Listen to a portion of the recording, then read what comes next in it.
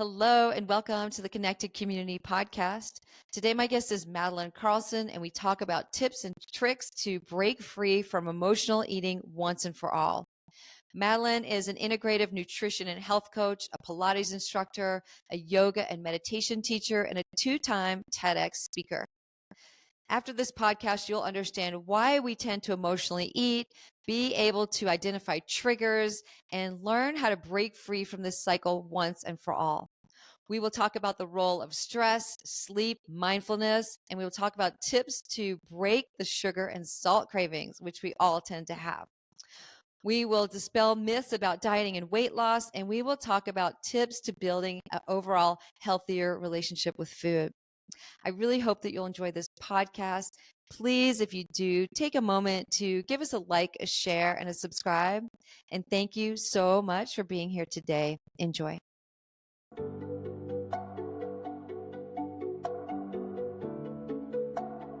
Hello, and welcome to the Connected Community Podcast, a place to explore possibility through mindfulness, movement, and self-discovery. Our intention is to deliver insight and inspiration while fostering conversations that are genuine, unfiltered, and deeply human.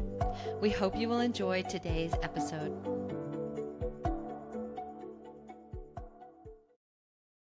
Hi, Madeleine. Welcome to the Connected Community Podcast. Hi, thank you for having me. I'm so excited to talk to you. I know that I just had a guest on recently that was talking about how her philosophy is no sugar in the diet. And I know that yours is similar, but today we're going to talk about emotional eating. And I'm sure we can kind of weave the sugar aspect into that and how to break that emotional eating pattern.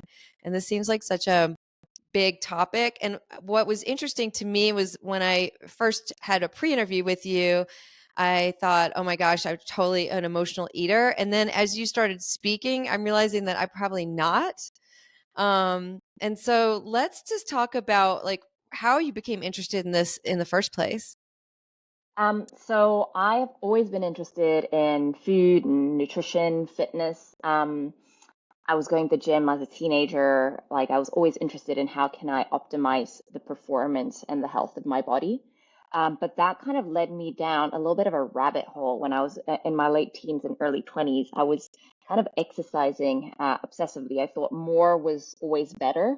And with food, I was trying to eat as low calorie as possible. And so it led to a slightly disordered way of eating because I was always worrying about how many calories I was eating and then how I was going to use those calories in the gym. And what I realized is that no matter how much willpower and discipline I had, there were times where I would just completely lose control and I would just eat and eat and eat. And I just felt like there was no way I could satisfy the hunger that I was experiencing. And also, I would have these moments where I was super motivated, eating super clean, and then I'd have other moments where all I wanted to do was just eat ice cream and chocolate and lie on the couch and just be lazy. And so I was always judging myself for that. Yeah. Gosh, I mean, when you say that, I'm thinking like that must be common for most people, right? We do really good and we're on a clean streak and we're eating well, and then we just like fall off the wagon. I know that that's been a pattern of mine too. Yeah, and I guess one of the misconceptions, one of the things that I realized is that as humans, we're not designed to be like every day, eating perfectly healthy, exercising every day, feeling our best. Like, especially as women, it's totally normal that we have cycles. And what I've learned, and what has benefited me is embracing that and being okay with that. Not every single week is going to be a great week. Mhm. However, we should try and stay away from the extremes. And I was definitely playing in the extremes. I was either like super disciplined, super strict, and so on with food and kind of obsessing about it, or I was completely losing control to the point where I was binging and feeling sick. And like I would never make myself sick, so I was never bulimic, but I would just feel really uncomfortable and I'd be like, why did you do that? That was so stupid. Why couldn't you just have one cookie? Or why couldn't you just have the ice cream, but why did you have to then go for pizza and then start stuffing your face? Like, what was that all about? And so it was really to understand my own behavior that I started this journey. And then what I realized when I started feeling so much better and that I broke free from that pattern, I was like, oh my God, everyone needs to know. And so that's Yeah. how I got into this. I mean, and when you're saying this, I'm thinking of just my own pattern of like, oh, I'm just going to go and I've been eating really well. I'm just going to have this little bit of chips. And then I go back and then it starts this like downhill pattern. And then I have to like get back on track. So how do we even begin to break these cycles? Because I'm imagining that most people have a cycle like this. Yeah. And so there's different layers that we can work on. The layer I generally start with is what's what's going on on a kind of biochemical level in your body. Mm-hmm. And what we know is that food that we see today is not the same food that our ancestors were Mm-hmm. surviving on. And 100%. that Yes. right? And it's just like food isn't manufactured today to feed the world. Food is manufactured today to make money. So how Mm-hmm. do companies make the most money from their food?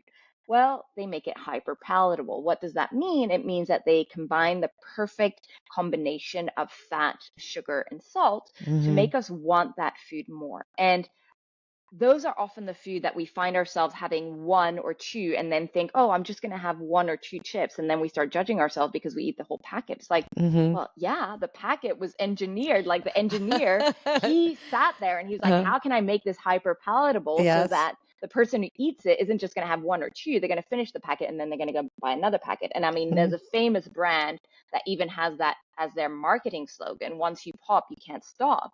It's just Mm-hmm. like, Yeah. It's like they're so creating a that drug, right? Like the perfect combination of the perfect drug so that you keep coming back for more. absolutely, absolutely. And so then people beat themselves up and go like, "Oh, I don't Yeah. have willpower, I don't have discipline." That's got Mm-hmm. nothing to do with willpower or discipline. Yeah. Addressing that already makes people realize like, wow, so it's not because I lack discipline or willpower. It's because I'm choosing the foods that want me more than I want them. Yeah. And those are often food that are high in calories, low in nutrients. And so we think that by eating them, oh my God, I just ate a whole packet of cookies. That's like, I don't know how many thousand calories. Like, I should be really satiated. But Yeah. instead, you feel disgusting and you could still then go and eat pizza. It's because it's not the calories that nourish you, it's nutrients. And we all know that eating a packet of cookies, it might be delicious, but it's not very nutrient dense. You're not getting your vitamins and your minerals and your protein and all that good stuff that actually nourishes you. Yeah. Well, I'm just thinking really quickly before we go on. If you go somewhere and you're dying for a cookie, is it even reasonable to think that you could have a bite of one or one and stop at that? Or is that just going to like create this massive craving where you're wanting more and more and more and more? Is there such thing as like moderation with processed foods? So it really depends from one person to another. It depends on what emotional state you're in that day. If you're having the piece of cookie because you're feeling shitty about yourself, then Mm-hmm. chances are you're not just going to Yeah. have that one piece. You're going to keep eating it because you're thinking that that's kind of going to give you some comfort. Mm-hmm. Um, I'm really not keen on processed foods. I don't see any benefits at all to eating processed foods. I work with clients who sometimes they go to really nice restaurants. They'll go to a Michelin star restaurant and there's going to be a chef there who's made some delicious dessert, right? But he's been using really nice produce, some very nice local seasonal fruit. And obviously he's been using sugar as well. And sometimes they say like, I really feel like having that dessert. And I was like, if it's something that you truly enjoy and that's been well made and that you Yeah. feel then that's a completely different experience to Yeah. mindlessly eating processed cookies. So Yeah. I think it's really the intention with which we eat something Yeah. that matters, and I that will determine whether you go into that cycle or not. Yeah, I think about that. Like sometimes my husband and I'll go to a fancy restaurant and we don't get dessert often, but we will. And we get the spoon and we're sharing it and we like savor each bite. And it's like this whole experience versus, yes, like me grabbing a bag of chips and just chowing down and not even being aware of the process of eating. Exactly. And that's where we go into mindless and mindful eating, right? Hmm. So we can eat the same food, but the experience will be completely different whether we're eating it from a place of being mindful and really enjoying it and listening to our bodies and seeing how it makes us feel versus eating it mindlessly because we're in a rush or we're feeling emotional or something like that. So that's another layer that I really help people with and to understand like, okay, am I truly present with my food? Am I chewing my food? There's about 20 minutes that go between the moment you take your first bite and your first satiety signal. And so if we Oh, eat very quickly, then we're yeah. never going to really feel satiated. But what might happen is half an hour later, you're going to be like, oh my God, I ate way too much. It's Yes. because you ate too quickly. And so if you had Yes. eaten slower, and that's why slow eaters tend to Hmm. eat less food than fast eaters. Yes. And there's actually recent research actually that says as well that if you have a, a healthy diet, Yeah. 80% of metabolic diseases will be due to how quickly you eat your food. Hmm. So you can eat a Yeah. very healthy diet. If you're eating quickly, Interesting. you might still have metabolic issues, even though you're eating very Yeah. healthy. So how we eat and being really mindful with our Yeah. food is really important too. That's funny because I'm the world's slowest eater. And it's so annoying, like when a group of people go and eat, like I can't even make myself eat quickly. But that's interesting, that 20-minute piece. Yeah. Hmm. So maybe it's like putting your fork down intentionally. Well, that's one of the action steps that I give to my clients is at chewing each bite at least 10 times and Hmm. putting your fork down. And really, and that immediately people are like, oh my God, I'm eating less because I realize that I'm actually full after a while. Yeah. Um, so, and also that helps improve our digestion because once the food passes our teeth, we don't Yeah. even have anything else that can masticate the food. And we also have all these incredible digestive enzymes in our saliva. And if we don't properly masticate our food to mix the food with the saliva, then we can compromise our digestion. And that's when people feel a little bit bloated and feel like, oh God, I didn't digest that so well. It's like maybe you just didn't chew it properly. Yeah. What about, I've found that when I go, especially like Japanese restaurant where they give you like a miso soup, or any restaurant where Yeah. they give you like a little teeny bowl of soup beforehand, I'm almost full by the time the meal comes around. But I know that if I don't eat something, I'm going to be starving an hour later. So how Yeah. does that process work with like those little soups or something like that before a meal? Well, I mean, I think that those things are great because it's a small portion, you're probably enjoying it slowly and so on, and it takes away that first edge. So what I often say to client if they're going out somewhere to a party or to somewhere where they're not sure that the food is going to be that great. Maybe they're going to go to a Hmm. children's birthday party and there's going to be not the best food, hot dogs and chips and all things like that. Or they're going to someone for dinner and they don't really know what the food is. I always say have a small meal before you go.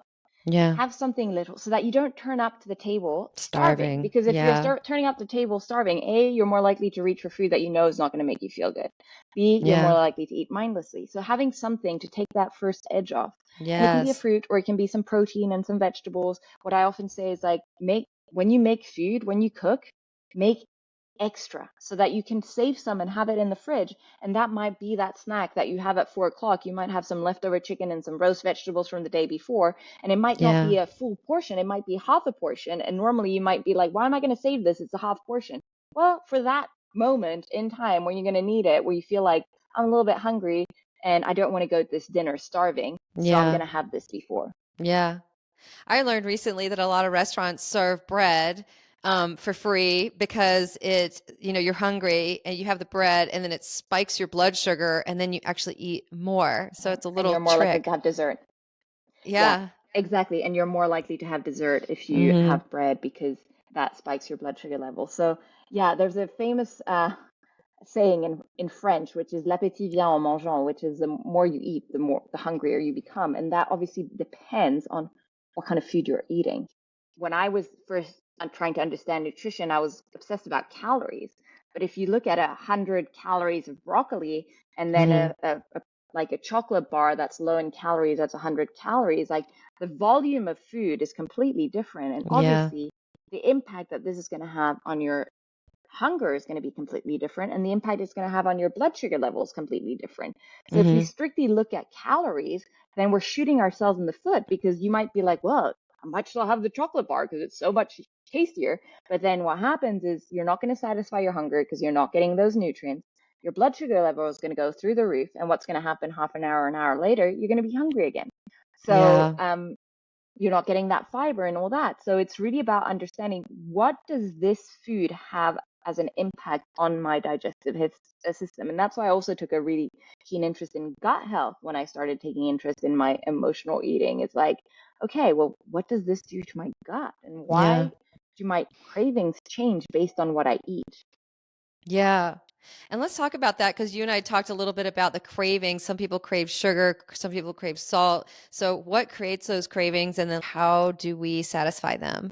Yeah, so if we kind of go to the next layer, which is really the emotional eating, I reach for food because I'm experiencing an emotion that makes me feel uncomfortable. Research has shown that people who feel a little bit anxious or sad are more likely to turn to sugar for comfort, for that sweetness that we may need. Like it feels more like someone's giving us a hug or someone's giving us some love, right? Hmm. People who are stressed and who are kind of a little bit edgy, they're more likely to turn to chips or crisps, Hmm. as they call it in the Hmm. UK, because it makes you chew, right? Yeah. And then people who are ungrounded, so they might feel a little bit overwhelmed or agitated, or who are more kind of in that energy where they're feeling more airy, they are more likely to overeat and sometimes even healthy foods. So they're going to eat more food than what they need because it's going to give them that sensation of heaviness and of feeling grounded. Hmm. So what we crave in our yes, it tells us about what emotion we're trying to kind of escape from or numb or comfort ourselves from. And that reminds me of the Ayurveda with the kapha and the Mm, vata and the pitta and those absolutely. personalities, and then the foods that we crave, and the ones that we crave are the ones that are worst for that type. Exactly. Exactly, Yeah. exactly, exactly. So that is for sure. I mean, at the end of the day, food is a compensation. It's a habit that we use as a crutch to compensate for something that we're experiencing when we emotionally eat. Hmm. And we weren't able to do this before because we didn't have an abundance of food, but these days there's food everywhere.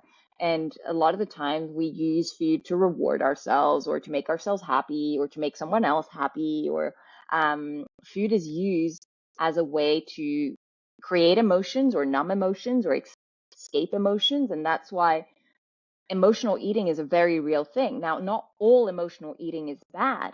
Um, every once in a while, if you're like, oh, I want to have some cake to celebrate my birthday or whatever, like you're eating not because you're hungry. You're not eating the cake because you're hungry. You're eating the cake because you want to celebrate. And that is an emotion. You want to generate that emotion of celebrating and you're going to have some cake, right? That doesn't mean that it's a bad thing. Hmm. Emotional eating is only bad if it prevents you from reaching your goals and that it makes you feel guilty and that it makes you feel unwell. And the truth is that the foods that we typically emotionally eat on are foods that make us feel unwell and that has a poor impact on our gut health and therefore on our mental health. Yeah. So a lot of people know this, Hmm. right? We know what's healthy and what's not, and we know how we should and shouldn't eat, but how do we break the patterns so that those cravings subside? So it really starts with cleaning up your diet and adopting a few changes, perhaps to your lifestyle. So, in terms of lifestyle, one of the most important things to work on is sleep. What I've noticed is that people who are sleep deprived or don't get enough quality sleep are more likely to turn to food when they're tired or feeling down than Mm. if they're feeling rested. And Yeah. so, you can tell yourself all day long, have more discipline, don't do this, blah, blah, blah.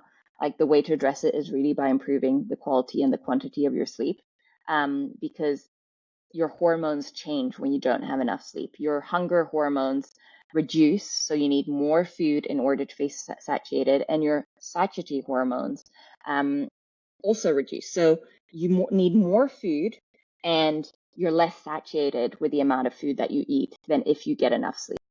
Mm. Hmm. So that's why working on sleep is so important. And also stress. When we are stressed, we become mindless. We're not mindful anymore. And so lifestyle, in terms of lifestyle, we need to address stress and sleep, and they often go hand in hand. So really learning how to regulate the central nervous system, getting more quality rest, listening to our bodies more instead of just having another cup of coffee and pushing through, then maybe going like, oh, well, I probably need a little bit more sleep. Hmm. And then the next thing is really cleaning up the diet. So getting rid of all those foods that create toxic hunger, learning how to stabilize blood sugar levels, and increasing the nutrient density of your meals so that you no longer feel triggered to emotionally eat. Because a lot of the times we'll have that afternoon kind of like, oh, I had lunch, but I'm still hungry, and I'm some like dinner's not for another couple of hours. What am I going to do? I kind of feel hungry. I kind of feel hungry. And then we eat something that's not super healthy, And then we'll, instead of having one cookie, we'll have four, and then we'll be like, oh, that's emotional eating. But that's not always emotional eating. That might actually be your blood sugar levels dropping and you eating the cookies because you're actually wanting to get your blood sugar levels back up. And how do we then address that? It's not by simply telling you to not eat the blood sugar, to not eat the sugar. It's about helping you understand how to stabilize your blood sugar levels. Can we eat too much fruit? Yes. Yeah. Yeah. It's a very simple answer. Yes, absolutely. Yeah. So, in the way we evolved as humans, fruits were something that we would have periodically, and we'd have it, and we would gorge ourselves on it in summer to help us make it through the winter. And so, we're not designed to eat fruits all year round, first thing. And second thing is, even though fruits do have nutrients, vitamins, and all that, it also contains a lot of sugar.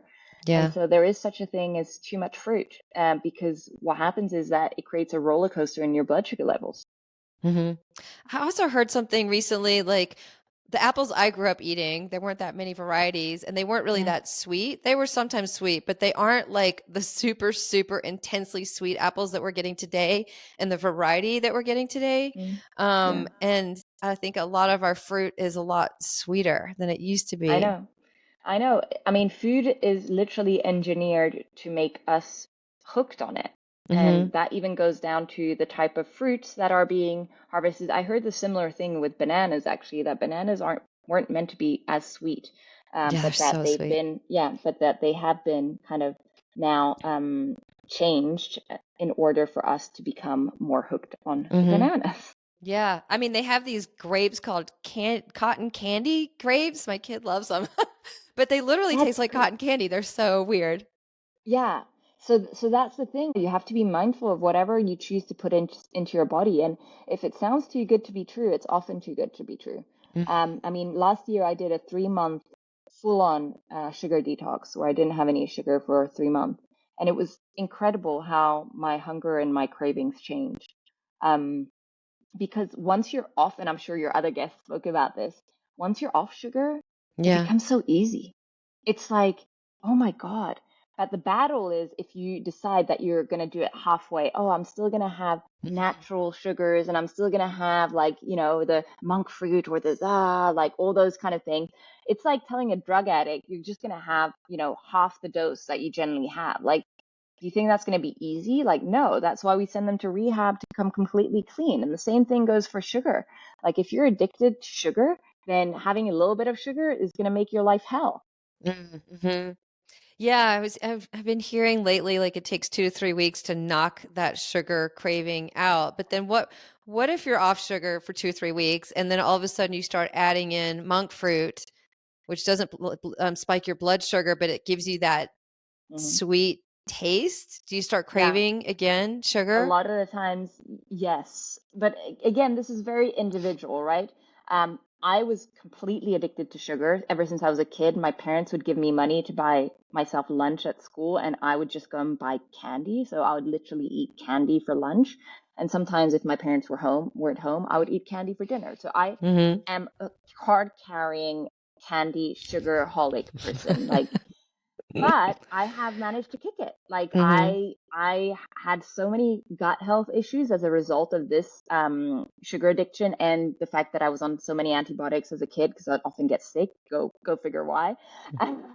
but but I've done several kind of sugar detoxes, and now I can have a little bit of sugar here and there. It'll most often be if I have some dark chocolate. But even then, like I noticed it last week, I made these super healthy kind of dark chocolates, and they had a tiny little bit of sugar in them. And even then, I realized that I want them. I'm just like, I want it, I want it, I want it, I want it. And so I Mm-hmm. do really feel my best when I don't have any at all. And then I don't Mm-hmm. even think about it. And I feel fantastic in my body and I have energy and I feel great. But the moment I start having it again, Yeah. yeah, those cravings. And I'm not going to go and binge like when I was younger, but I'll be like, oh, I'll just have one or two a day, But one or two a Yeah. day, if Yeah. you're someone who wants to lose weight, then that doesn't really work. Mm-hmm. Like I'm not in a place where I necessarily want to lose weight, but I don't necessarily want to put on weight either, right? And so I know Yeah. if I keep doing this, like I'm gonna go back to not feeling great. And the biggest thing for me now is mentally, I don't feel good eating sugar. It just makes I don't sleep as well. I feel more anxious. I've just realized that sugar just creates havoc on my mental health. Mm-hmm. What about things like dates and dried Yeah. fruit? Yeah, Right. it's the same thing. It's going to have a very similar impact. I mean, yes, dates are higher in fiber. They might, be slightly better for you, of course, than going and eating full on candy, but you're still entertaining that addiction. So my Yeah. recommendation is always to go cold turkey, see how it makes you feel, and then play with it. But the moment you have this thing where you're like, oh, I'm trying to look for a substitute, or I'm trying to like find ways to still have sugar, that is a sign that there's still an addiction there, right? Yeah. I mean, I feel like I could give up sugar easily, but for me, it's the salty, crunchy stuff. And I Yeah. can't find a way to satisfy it if it's not something that's salty, crunchy. I just haven't been able to figure out a substitute. What advice would you give someone like me? Well, I would probably give you the advice to see when do you crave this, and is it in at a particular time? Is it related to a Mm, particular emotion or not? Because as I said, salty crunchy is sometimes a sign that you're trying to deal with stress. So could it be mm-hmm. related to that? And then journal on that, and it might be or it might not be. And if it's not, then understanding, well, what could this be a sign of? Could this be a sign that you just like that kind of crunchiness? Can we replace it with carrot sticks or something like that? I'm sure you've already tried that.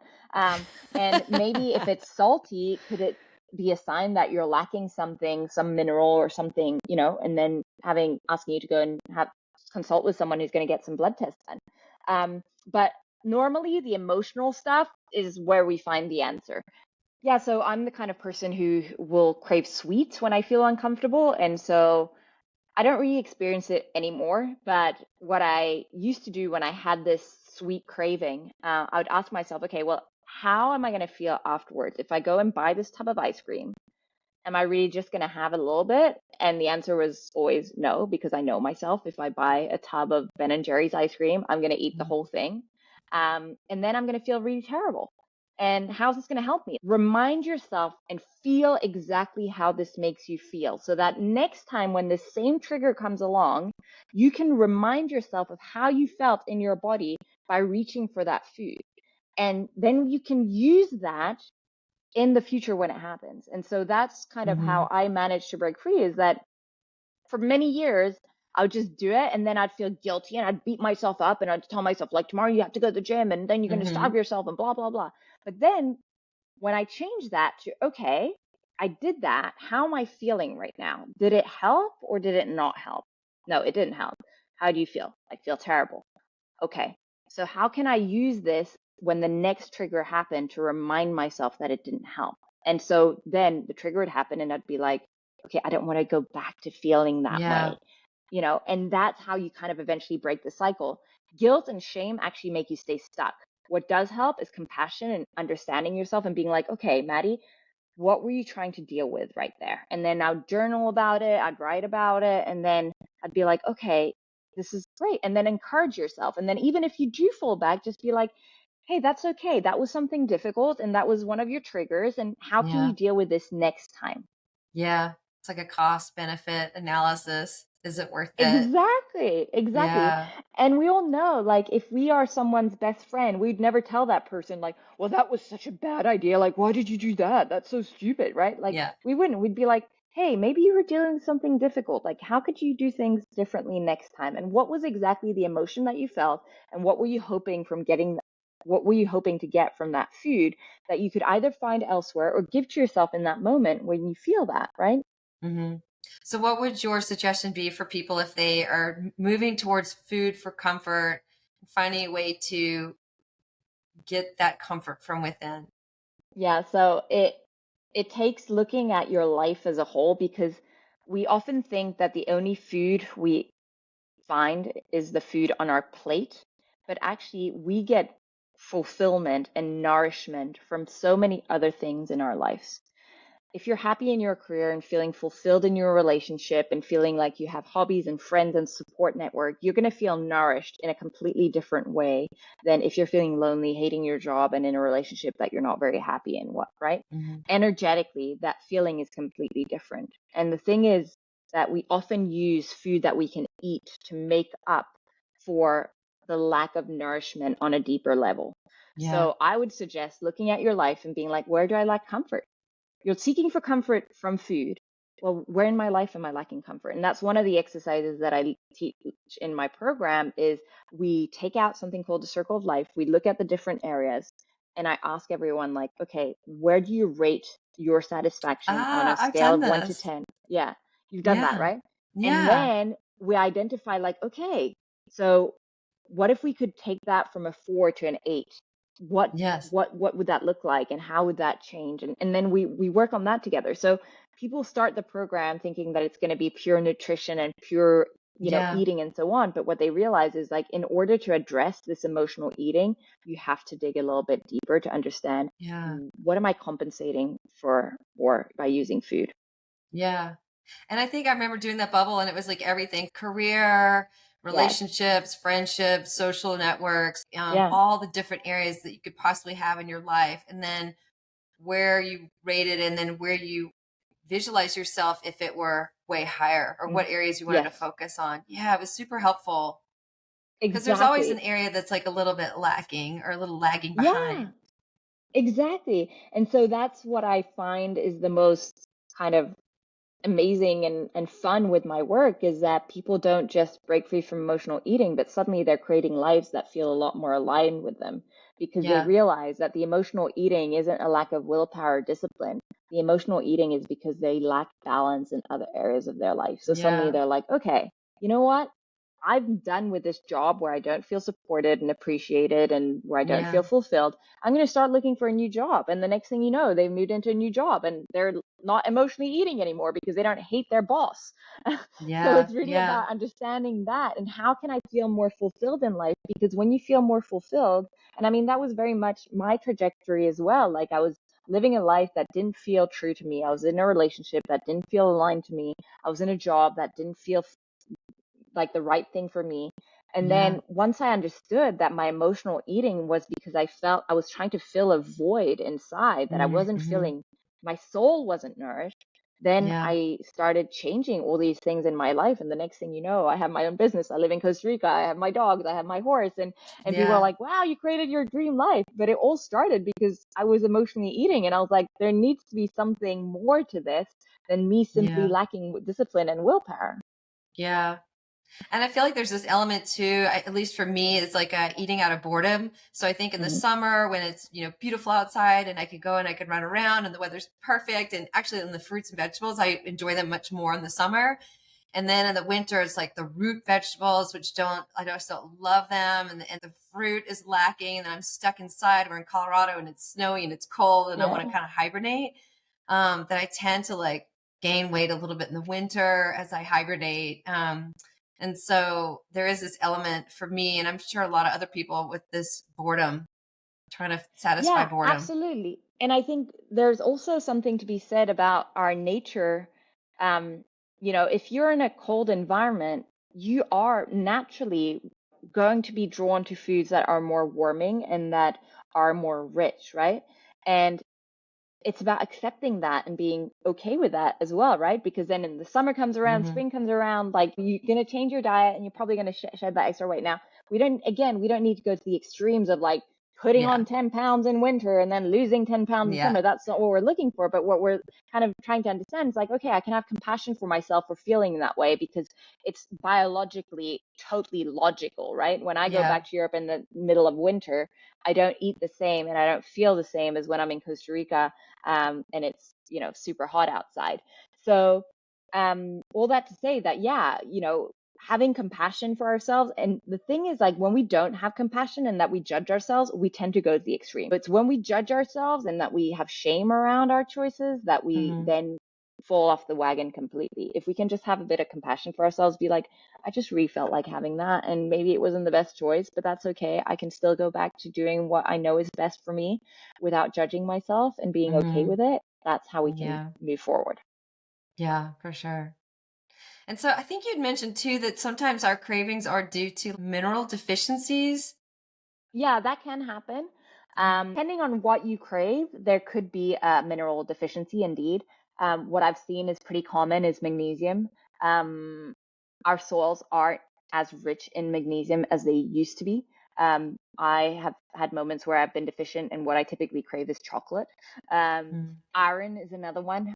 Even though I've always eaten meat, there's been times where I've been deficient in iron, and when I am, all I can think of is eating like red meat. So our Yeah. bodies are very clever in the way that they tell us what we need at any given moment. And I think that is the ultimate goal, to a place where you can simply eat based on what your body is telling you, not by Hmm. counting calories and macros using your mind, but Yeah. tuning in with that inner wisdom that your body holds about what, when, and how much to eat, because that dramatically simplifies your relationship with food. But we can only get there if we can take away the toxic hunger that we experience from eating processed foods and eat Yeah. real food, learn how to stabilize our blood sugar levels, and also get rid of the emotional eating. And Yeah. so then we can get to a place where I'm just going to eat based on what my body's telling me. And it is the most joyful, magnificent experience ever, because you can simply just stop worrying about food. And if you're someone who's thinking about food a lot, then you'll know how valuable that can be. Yeah. Yeah.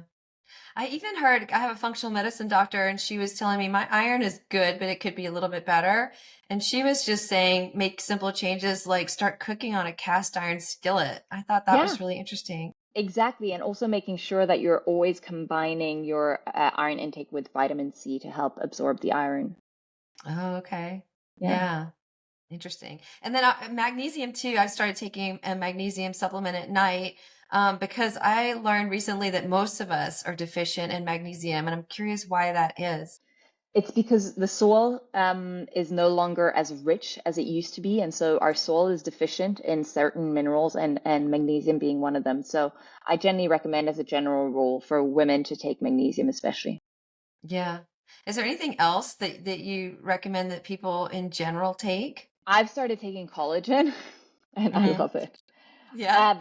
Yeah, I mean, I find that it's really helped me. There's very few things that I take as supplements because I feel like I should be getting it from the food, but certain Yeah. things are like magnesium. Yes, I take that. And I now take collagen as well. Those are kind of the only things that I would recommend as a general rule. Collagen is Hmm. something we stopped producing, and I mean, I've even noticed that my digestion's improved a lot. If you have a little bit of a sensitive gut, then collagen can be really helpful in like regenerating the lining of your gut, or helping with the lining of your gut. Obviously, helps with your hair, your skin, um, and it can. Some people say it helps with their sleep as well. Oh, neat. Yeah. Yeah. Interesting. And what are some myths that you find are super common around eating, around sugar, around emotional eating? I think one of the myths is that we can somehow control, with willpower and discipline, our hunger. Mm, Just eat less or don't eat even if you're hungry. It's just like our hunger is our strongest survival mechanism. So diets are based on the fact that we're going to resist our hunger, and that's why diets don't work. It's because sooner or later you're going to run out of willpower and discipline, and then you're going to eat, and then you're going to feel like a failure, and you're going to feel like you failed at the diet. But actually, the whole approach on which this diet was based is wrong. Like, you cannot resist your hunger for extended periods of time. um, mm-hmm. One point or another, it's going to backfire. And that's why there's this compensatory thing that happens, is like you deprive yourself, you deprive yourself, and then everything backfires, and then you start eating uncontrollably. And so what I lead people through is a method where you improve the nutrient density of your food so your hunger naturally reduces. So instead of fighting your hunger, you're naturally helping your hunger reduce. And then you start eating less for some people. Yeah. If they need to lose weight, naturally they start eating less, and that's how they lose weight. Yeah. And I'm guessing that we're not meant to diet. We're meant to make these lifestyle shifts and then continue with them Yeah. instead of being on and off of different. Exactly, exactly. Yeah. And the problem is, a lot of the times people go on a diet because they want to lose weight, and then they lose the weight, but then as soon as the diet's over, they go back to what they were doing before, and then they put all the weight back on. And it's like, it's about understanding that what you were doing in the first place was what Hmm. caused you to gain the weight. So if Yes. you go back to that, you're going to gain the weight again. So there needs to be a permanent shift that happens. And that permanent shift can't just be you exercising more and eating less, because we know that that's not sustainable. So what do we Yeah. do? Well, we improve the quality of what you eat so that you increase your nutrient density and your hunger naturally reduces. And then we also, obviously, exercise is important, but not for the sake of burning calories, but for the sake of building muscle and stamina and endurance, and for your mental health as well. Yeah, I've been hearing that lately too, that exercise is important for sure, but it's not an effective tool for losing weight. We'd have to exercise a ton for that. It's about building muscle and endurance and things like that. 100%. I love that. And that Mhm. is probably the second myth that I would want to share, is that you cannot lose weight solely by exercising more. Because the thing is, as well, again, our bodies are extremely well designed. So what happens when we exercise more? Our hunger goes up. So we want to eat more, right? And Mhm. that's okay. And that's normal. But if you're trying to lose weight, then you're not going to be able to combat that. The other thing that happens is, if you are managing to eat less, even though you're exercising more, what your body's going to do is it's going to lower its basal metabolic rate. That is Mhm. the amount of calories it needs to keep the lights on and to keep all your, nervous system and everything running in your body. Yeah. And so what happens is, you're going to have to increasingly exercise more and eat less in order to keep losing weight or to keep the weight off. And so it's like this never ending cycle of trying harder and harder and harder. And Yeah. we all know that's not sustainable. Yeah. Because yeah, you'll see and hear of people that continue to eat this horrible diet and then they just want to exercise it away and then they're Mm, not having those results. And then yeah, also I'm thinking like this on and off of this diet culture that we have, it's killing our metabolism. It's not, 100%. yeah. Yeah, Mhm. all it does is slow down your metabolism. And actually, what you want is to have a very fast metabolism. And so, if you deprive yourself, and I mean, there's this whole debate right now. I've been working with someone who has been on Ozempic, and her metabolism is it's so slow. The problem is that Mhm. your metabolism slows down, and then when you come off it, you're dealing with a very, very slow metabolism, and you haven't changed anything around your habits Yeah. around food. All you've done is starved yourself, basically. And so then the weight comes back on, and then losing that weight is, that's Yeah. really hard when you have a very slow metabolism. So the more you diet, the more you deprive yourself from food, the more you slow down your metabolism. So that is not the answer. The answer is really to clean up. And when I mean clean up, like, I'm pretty strict with what I put inside my body and what I don't. And that's what I help my clients with as well. Like, there's no real compromise. There's no processed food. There's not just, oh, I'm just going to have one slice of bread. Like, no, none of that.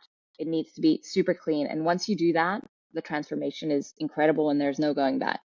Mm-hmm. You'll feel better, you'll look better, you'll have mental clarity, you'll have more energy. Exactly. Exactly. Yeah. And it becomes easy. That's what all my clients tell me. They're like, oh my God, I don't even think about it anymore. Like, I used to go around thinking all the time about, oh, what could I eat? Oh, I could eat something. What can I eat? What can I eat? And now they're like, I don't even think about food anymore. I eat when I'm hungry. I stop eating when I'm full, and that's it. Mm-hmm. Yeah. Yeah. Yeah. Um, so do you have any other like last advice that you would have for people about how to start this journey, how to maintain it, how to not lose hope, how to not fall off the wagon?